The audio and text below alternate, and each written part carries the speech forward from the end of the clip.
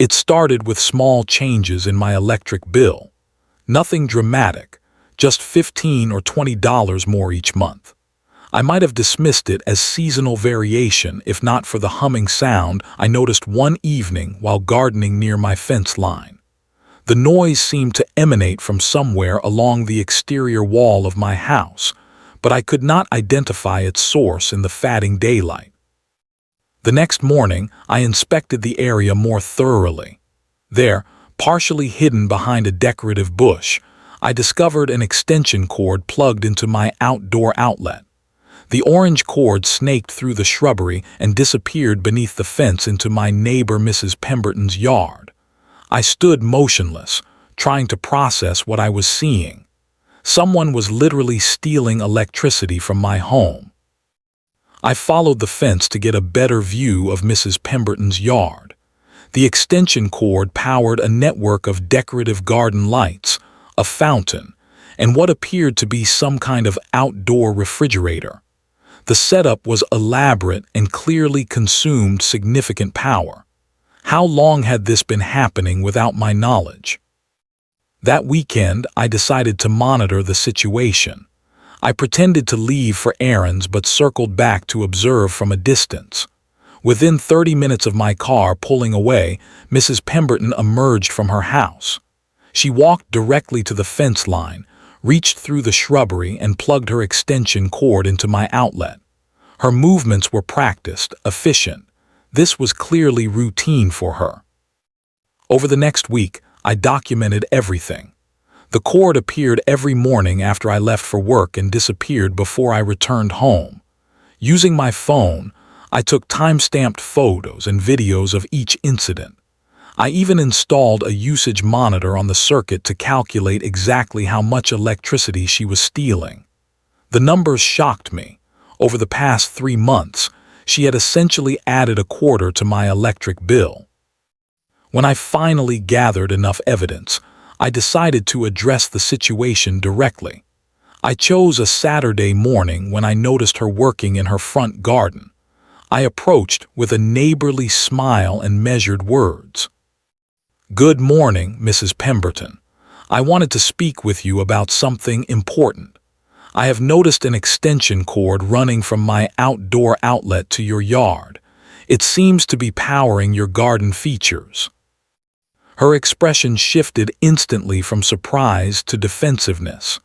"I have no idea what you are talking about," she responded coldly, though her eyes darted briefly toward the fence line between our properties. I showed her the photos on my phone. "I have documented it happening repeatedly. I am simply asking that you stop using my electricity without permission." Mrs. Pemberton drew herself up to her full height. "Do you know who I am? I am the Vice President of the Homeowners Association. Your grass is consistently half an inch too tall, your mailbox does not match the approved neighborhood palette, and that tree in your front yard needs immediate pruning." I attempted to redirect the conversation. "Those things have nothing to do with the fact that you are taking electricity from my property without consent. I suggest you worry more about your numerous violations before making absurd accusations against a board member," she snapped. "The HOA takes these infractions very seriously." As she turned away dismissively, I stood there feeling utterly powerless. That evening, I calculated the total electricity theft based on the usage patterns I had documented. The monetary value was significant, but the principle bothered me more. Mrs. Pemberton clearly believed she was entitled to take whatever she wanted without consequences. I needed to find a solution, but confrontation had only resulted in threats.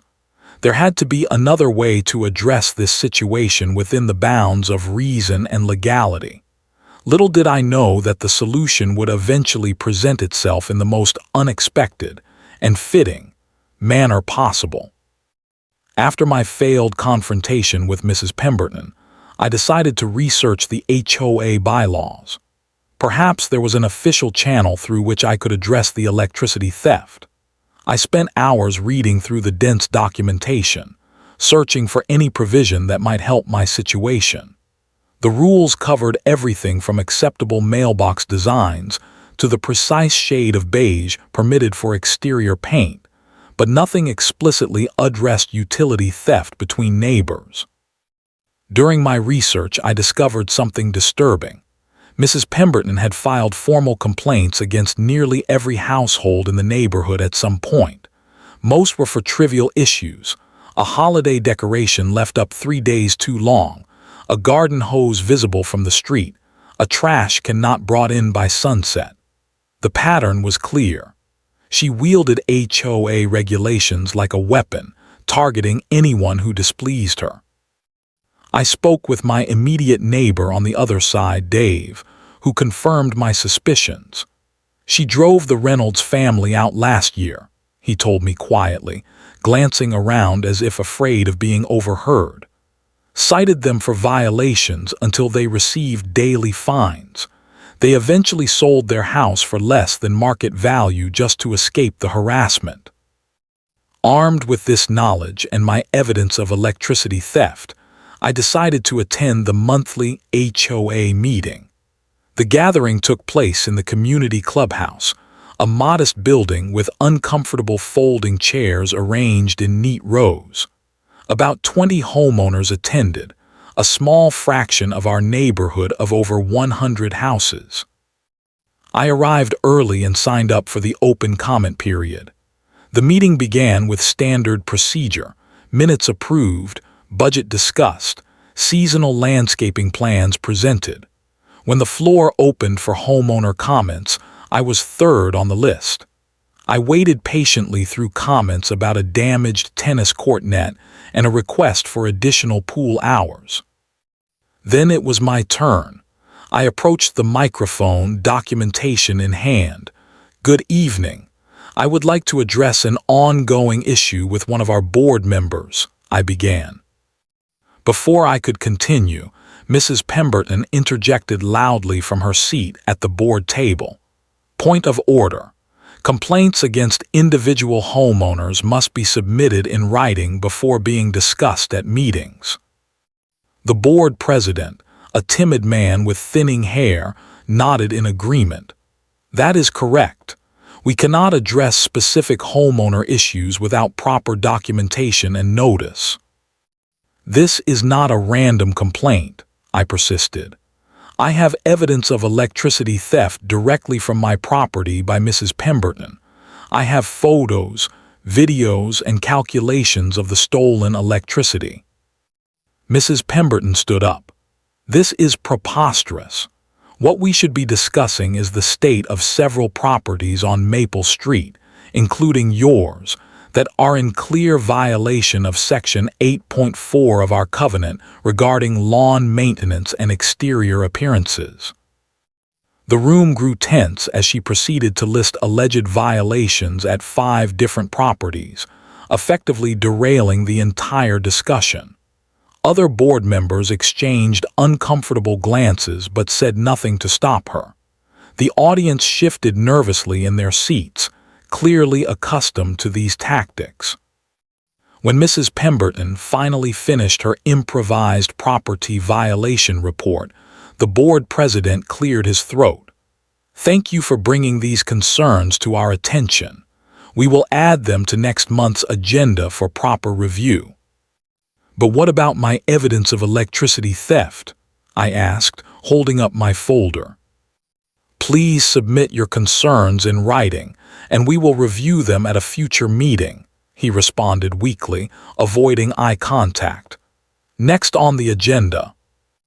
I returned to my seat, seething with frustration. After the meeting adjourned, I approached several board members individually, but each found a reason to hurry away. One woman whispered, "We all know what she does, but nobody wants to be her next target."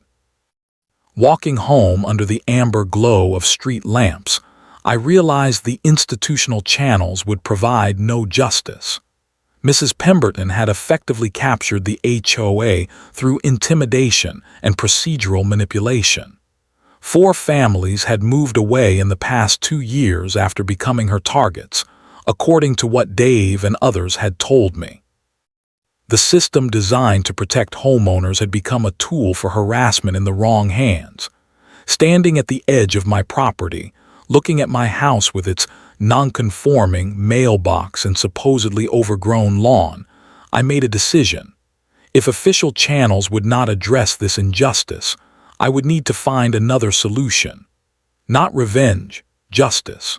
There had to be a way to stop the theft and break the cycle of intimidation without descending to her level. The question was how. What could one homeowner do against someone who had manipulated the entire neighborhood governance structure to serve her purposes? I did not know it yet, but the answer was literally beneath my feet, waiting to be discovered. Frustrated by the failed HOA meeting, I reached out to my friend Miguel, a licensed electrician. I hoped he might suggest a way to secure my outdoor outlet without violating any HOA rules. Miguel agreed to stop by on his way home from work to examine the situation. The following evening, Miguel arrived with his toolbox and testing equipment.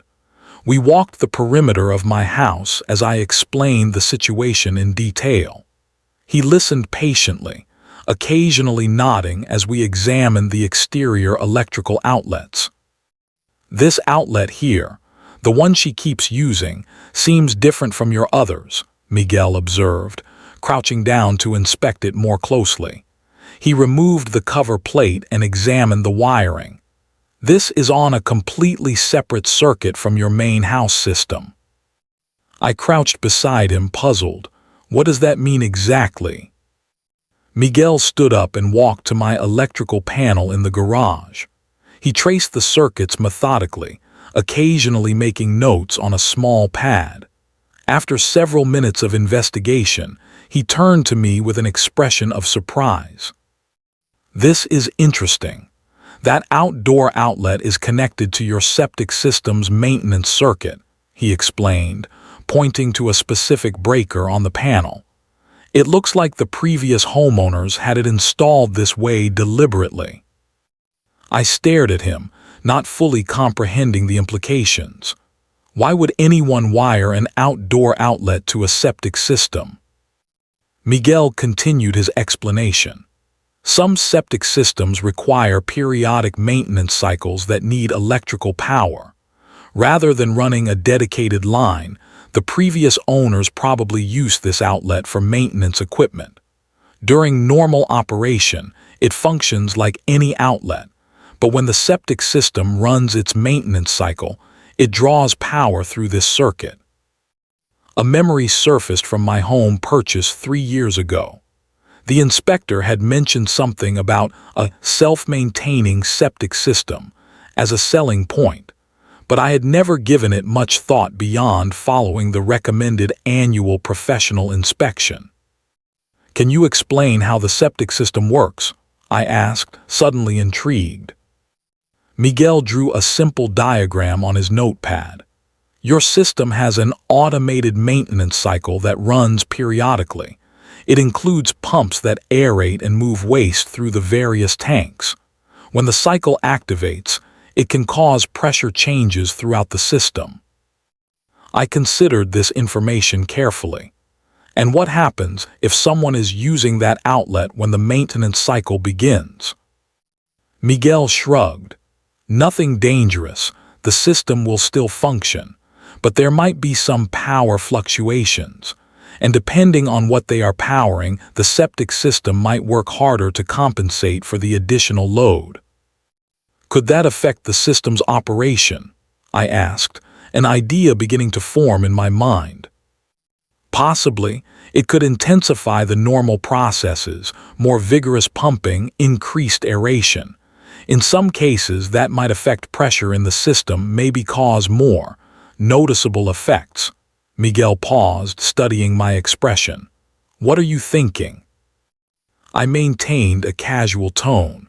"Just trying to understand my home systems better. How often does this maintenance cycle run?" According to this documentation, it runs automatically once a month, but it can also be manually activated for maintenance purposes. Miguel pointed to a small control panel hidden in my utility closet. This lets you run a maintenance cycle whenever needed. We traced the wiring completely, confirming that the outdoor outlet was indeed connected to the septic system's power circuit. The previous owners had installed it for maintenance convenience, but it now presented an unexpected opportunity. As Miguel packed his equipment, he reminded me, "If you want to prevent her from using that outlet, I could install a locking cover. It would be completely within code and HOA regulations." I thanked him for the offer but said I would think about the best approach. After he left, I sat at my kitchen table, contemplating what I had learned. The connection between the outlet Mrs. Pemberton had been exploiting and my septic system seemed almost poetic. A plan was forming, not for revenge, but for a perfectly natural consequence of her own actions. I did not need to actively do anything harmful or retaliatory. I simply needed to let my home systems function as designed while she continued her theft. If she chose to steal electricity from an outlet connected to my septic system, nature would take its course. The solution had been literally under my feet all along. With newfound knowledge about my septic system, I embarked on careful research to understand all implications before proceeding. I spent evenings reading maintenance manuals, septic system guides, and even consulted online forums for homeowners with similar setups. I needed to comprehend exactly how the system functioned and what triggering a maintenance cycle would entail. The system documentation revealed that during a maintenance cycle, powerful pumps would activate to move waste through various chambers. This process increased pressure throughout the entire system temporarily and accelerated the breakdown of organic matter. The manual noted that normal household activities should continue during maintenance cycles, indicating the process was designed to run alongside regular usage. Next, I created a detailed observation log of Mrs. Pemberton's electricity theft patterns. Over 2 weeks, I documented every instance she connected to my outlet. A clear pattern emerged. She typically plugged in between 8:00 and 8:30 each morning after I left for work and disconnected before 5:00 in the afternoon. Additionally, she relied heavily on the stolen power for weekend events, particularly Sunday afternoon gatherings that she hosted regularly for fellow HOA members and neighborhood influencers. These gatherings appeared to be her social power center, carefully orchestrated affairs where she would showcase her immaculate landscaping while subtly highlighting perceived flaws in other properties. According to mentions in the neighborhood newsletter, her next major event was scheduled for the following Sunday, an executive garden luncheon for HOA board members and select neighbors. With this information in hand, I consulted with a property lawyer about the legality of my developing plan.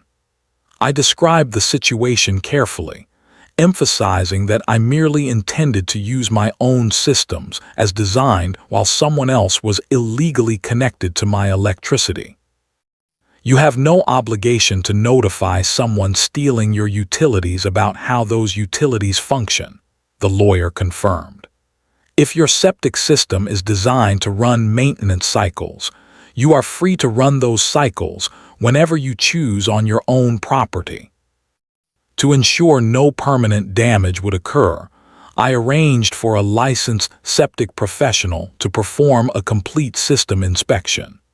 The technician confirmed my system was in excellent condition and educated me further about the maintenance process. When the aerator and pumps activate, he explained, there is increased bacterial action and gas movement throughout the system. That can sometimes lead to more noticeable odors from various exit points if the system is working hard. completely normal, though some people find it unpleasant. With professional confirmation that my plan would cause no property damage or safety issues, I moved to the next phase of preparation. I installed a small, discreet camera that would document both the continued electricity theft and the natural consequences that would follow. The camera was positioned under my eaves, clearly on my property, and angled to capture my outlet and the fence line where the extension cord crossed between our yards. I also installed a secondary power source for my essential home systems, ensuring that if the septic maintenance cycle caused any power fluctuations, my home would remain unaffected. This was simply good practice for any homeowner, regardless of the situation with Mrs. Pemberton. Finally, I created a comprehensive documentation package containing all evidence of the electricity theft, calculations of stolen power, failed attempts to resolve the issue through direct communication and HOA channels, and research confirming that my planned response was legal and reasonable. This documentation would serve as protection if Mrs. Pemberton attempted to escalate the situation after experiencing the natural consequences of her actions. The night before her scheduled garden luncheon, I reviewed everything once more. The septic system was functioning normally. The maintenance cycle control panel was operational. My documentation was organized and complete. The camera was recording properly. Most importantly, my conscience was clear. I was not pursuing revenge, but allowing natural consequences to unfold if Mrs. Pemberton chose to continue stealing my electricity. That evening, I noticed Mrs. Pemberton in her backyard arranging tables and chairs for her upcoming event. String lights were being tested, a fountain was positioned as a centerpiece, and an outdoor refrigerator hummed quietly. All would require significant power. Based on her patterns, she would almost certainly connect to my outlet in the morning to power her elaborate setup. As I prepared for bed, I felt a strange mixture of anticipation and calm. Tomorrow would either bring resolution or escalation, but either way, something would change. I had prepared thoroughly, acted ethically, and now only needed to allow events to unfold naturally. The septic system maintenance cycle was scheduled for manual activation at precisely 1:30 p.m., the scheduled midpoint of her garden luncheon, when all guests would be present and enjoying their meal. Sunday morning arrived with perfect weather for an outdoor gathering, sunny with a gentle breeze, exactly the conditions Mrs. Pemberton must have hoped for. From my kitchen window, I observed her early preparations. She arranged flower displays, positioned serving tables, and directed a teenage helper in setting elegant place settings for approximately 15 guests. At 8:17 a.m., right on schedule, she approached the fence line with her orange extension cord. My camera silently recorded as she pushed aside the decorative bush, plugged into my outlet, and carefully concealed the cord again behind the foliage. Immediately, her fountain burbled to life, accent lighting illuminated her garden features, and the outdoor refrigerator began humming. The stage was set for her performance of perfect suburban living. Throughout the morning, I went about my normal Sunday routine, reading the newspaper, doing laundry, preparing a light lunch. At noon, the first guests began to arrive at Mrs. Pemberton's garden party. From my discreet vantage point, I could see board members and neighborhood influencers mingling, admiring the elaborate decorations and meticulous landscaping. Mrs. Pemberton glided between groups, laughing artificially and touching arms in practiced gestures of intimacy. As the event reached full swing, approximately 15 people gathered around the elegantly set tables. Servers, likely neighborhood teenagers hired for the occasion, distributed plates of catered food, while Mrs. Pemberton presided over the scene like a queen addressing her court. Through my window, I could faintly hear discussions about property values, community standards, and the unfortunate decline of certain homes in the neighborhood. At precisely 1:30 p.m., I pressed the button on my septic system control panel to initiate the maintenance cycle. The digital display confirmed the process had begun. I felt a slight vibration through the floor as the powerful pumps activated deep beneath my yard. For several minutes, nothing visibly changed in Mrs. Pemberton's gathering. Guests continued eating, conversations flowed, and glasses were raised in frequent toasts. The first sign of change came approximately 7 minutes into the cycle. A couple seated near the edge of the garden paused mid-conversation, their expressions puzzled. The woman leaned toward her partner, whispering something while discreetly touching her nose. Within minutes, other guests exhibited similar behavior, subtle at first, just momentary pauses in conversation, slight turns of the head as if trying to identify an unexpected scent. Mrs. Pemberton remained oblivious, enthusiastically describing her plans for heightened enforcement of lawn maintenance standards. The septic system continued its vigorous cycle, the pumps working harder than usual due to the additional electrical draw from her garden accessories. Pressure built throughout the system as the automated processes accelerated the breakdown of waste material. 15 minutes into the cycle, the situation became impossible to ignore. An older gentleman in a blue blazer abruptly stopped eating, placing his fork down with deliberate care. A woman in a floral dress discreetly pressed a napkin to her nose while attempting to maintain her composure. The teenage servers exchanged glances, their professional demeanor cracking with suppressed reactions. Mrs. Pemberton finally noticed the shift in atmosphere when the HOA president himself interrupted her mid-sentence with a raised hand. "Patricia," he said loudly enough for me to hear through the open window, "is there something wrong with your plumbing?" Her face registered confusion, then alarm as she finally processed the odor that had gradually enveloped her perfect garden party. "I do not smell anything unusual," she insisted, though her flaring nostrils betrayed her awareness. The septic system entered its most intensive phase, with maximum pressure and aeration. The distinctive odor of disturbed septic waste became unmistakable, wafting through her garden in gentle waves carried by the once pleasant breeze. The fountain, powered by my electricity, continued its cheerful burbling, now seeming to mock the increasingly uncomfortable gathering. "Perhaps we should continue indoors," suggested one guest, already rising from his seat. "Nonsense," Mrs. Pemberton replied sharply. "We are enjoying a beautiful garden luncheon. The smell is probably from the Johnson property. They never properly maintain their yard." But her protest came too late. Guests were already creating polite excuses to depart. "Early appointment tomorrow," mumbled one. "Promised my daughter I would help with her science project," offered another. Within minutes, the carefully orchestrated social event disintegrated as attendees fled the olfactory assault. Mrs. Pemberton stood amid abandoned plates and half-empty glasses, her expression transitioning from confusion to rage. Her eyes darted around the yard, searching for the source of her humiliation. Finally, her gaze fixed on the decorative bush concealing her extension cord. A terrible realization seemed to dawn on her face.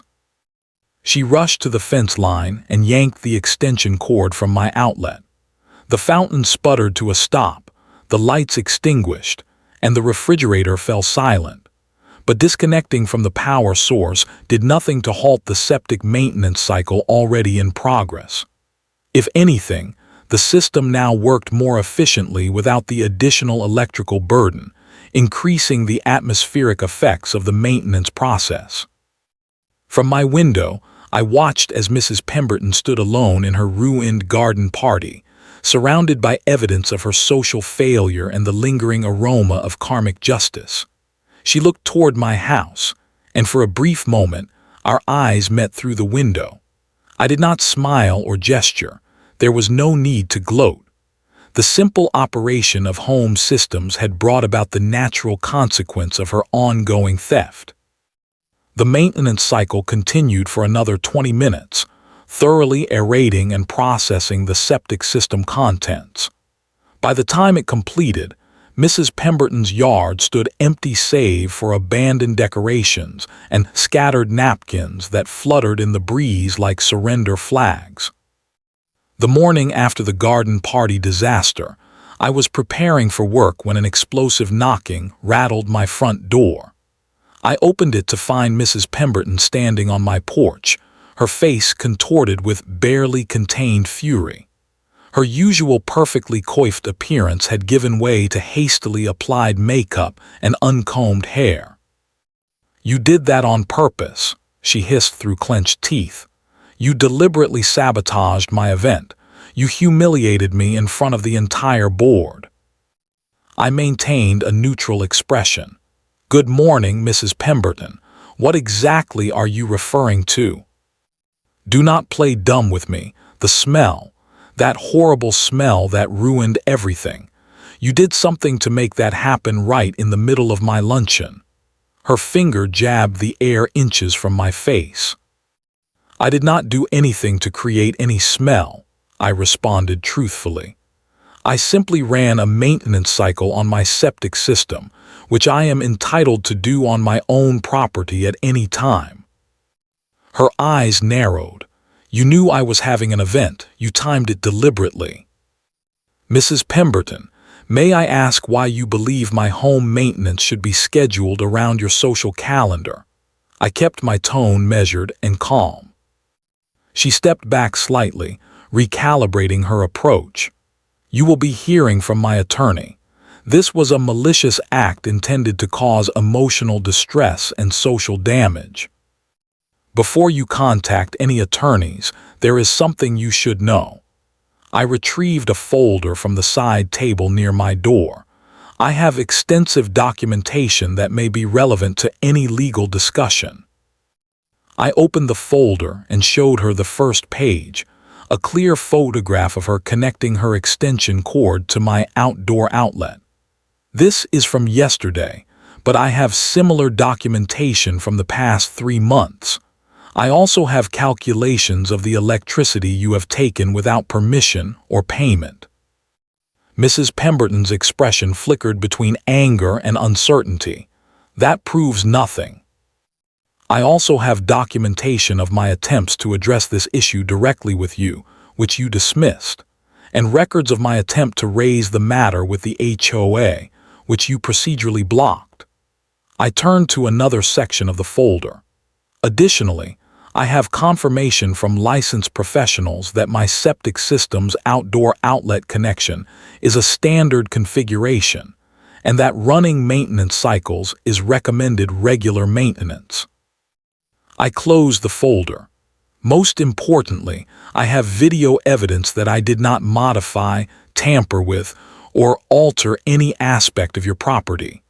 I simply maintained my own systems while you were connected to them without permission." The color drained from Mrs. Pemberton's face as she processed the implications.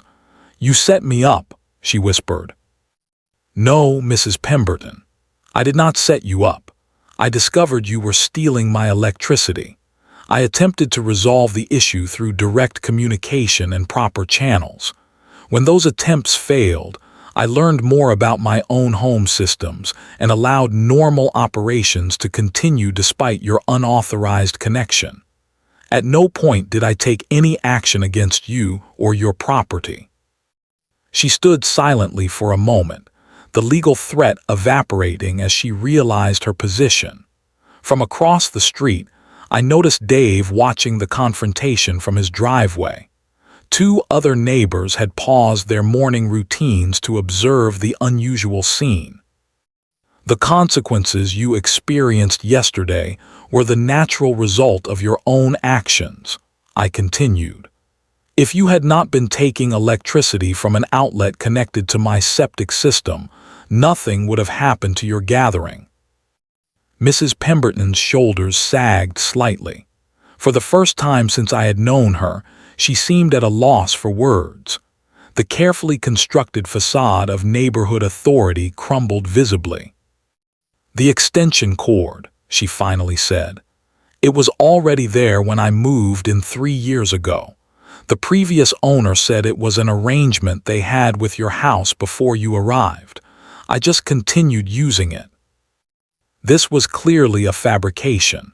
The previous owners of both our homes had been gone long before either of us arrived, but I chose not to challenge it directly. "Regardless of any previous arrangements, you continued using it after I explicitly asked you to stop, and you prevented me from addressing the issue through proper channels." She glanced around, noticing the growing audience of neighbors pausing on their way to work or morning walks. Her voice dropped to a near whisper. "What do you want?" "I want 3 things," I replied calmly. "First, no more unauthorized use of my electricity.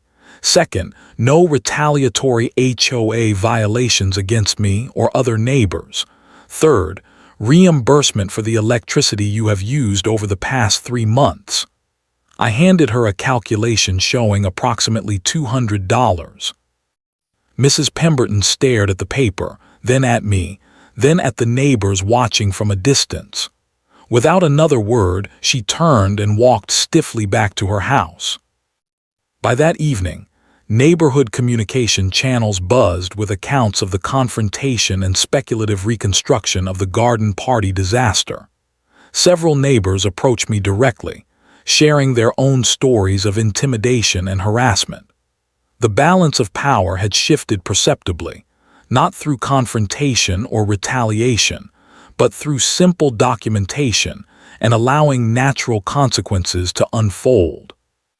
2 days later, an envelope appeared in my mailbox containing $200 in cash and a tersely written note. "Consider the matter resolved." 1 week after the garden party incident, a notice appeared in all neighborhood mailboxes announcing a special HOA meeting. The stated agenda included discussion of recent events and board governance review. The meeting was scheduled for Thursday evening at the community center, and attendance was strongly encouraged for all homeowners. The community center meeting room was filled to capacity that Thursday, a stark contrast to the typically sparse attendance at regular HOA meetings. Neighbors who had never participated in association business arrived early to secure seats. The atmosphere hummed with anticipation and suppressed conversations that fell silent when Mrs. Pemberton entered the room. She took her usual place at the board table, though notably distant from the other members. The board president called the meeting to order with uncharacteristic assertiveness. "Before we address the official agenda, several homeowners have requested time to speak about their experiences with HOA enforcement and board governance." For the next hour, neighbors rose one by one to share their stories. A retired couple described receiving violation notices for a bird feeder that had been approved by the previous board. A young family detailed how they were fined for holiday decorations within days of moving in, before they had even received a copy of the covenants. Dave, my next-door neighbor, recounted how Mrs. Pemberton had reported his daughter's basketball hoop 17 times in 2 years. Throughout these testimonies, Mrs. Pemberton sat rigid in her chair, eyes fixed on the table before her. When all volunteers had spoken, the board president addressed the room again. "It has become clear that our association has not been functioning in the collaborative spirit intended by our founding documents. The board has voted to implement several immediate changes." He outlined new procedures requiring multiple board members to verify violations before notices could be issued, a transparent appeals process for homeowners who felt unfairly targeted, and term limits for board position to prevent entrenchment of power. Additionally, he continued, The board has unanimously voted to create a new community relations committee focused on supporting neighbors rather than policing them. Then came the moment everyone had anticipated. The president turned toward Mrs. Pemberton. In light of recent events and the pattern of governance concerns raised tonight, the board has voted to reorganize leadership positions. Mrs. Pemberton will be stepping down from her role as vice president, effective immediately. A hushed silence fell over the room. Mrs. Pemberton rose slowly, gathered her papers, and walked out without speaking. No one moved to stop her. In the weeks that followed, subtle but significant changes transformed our neighborhood. The aggressive enforcement of minor violations ceased. Neighbors began speaking to one another more frequently, sharing gardening tips instead of violation warnings. Children played more freely between properties without fear of complaints. I installed a clear weatherproof box around my outdoor outlet with a prominent label, "Caution, connected to septic system maintenance cycle." The electrician who installed it chuckled at the specificity of the warning but asked no questions. Mrs. Pemberton remained in her home but withdrew from community leadership. Occasionally, I would see her working in her garden or collecting her mail, but she avoided neighborhood gatherings and kept largely to herself. There was no reconciliation between us. Some boundaries once crossed cannot be fully restored, but neither was there continued conflict. 3 months after the incident, I noticed a "for sale" sign appear in front of her house. Within weeks, a young family with 2 small children purchased the property. They introduced themselves to everyone on the street, bringing homemade cookies and genuine warmth. Their children's laughter soon filled the yard where tense garden parties had once been staged. At the next HOA meeting, attendance remained high, but the tone had transformed completely. Discussions centered on community improvements, a planned playground renovation, and a volunteer committee to help elderly residents with yard maintenance. The new homeowners who had purchased Mrs. Pemberton's house were enthusiastically welcomed and immediately volunteered to help with the upcoming neighborhood picnic. As for me, I found myself elected to the newly formed Community Relations Committee, despite not seeking the position. My neighbors insisted that someone who stood up for community standards while remaining reasonable was exactly who should help shape our neighborhood's future. The experience taught me several valuable lessons.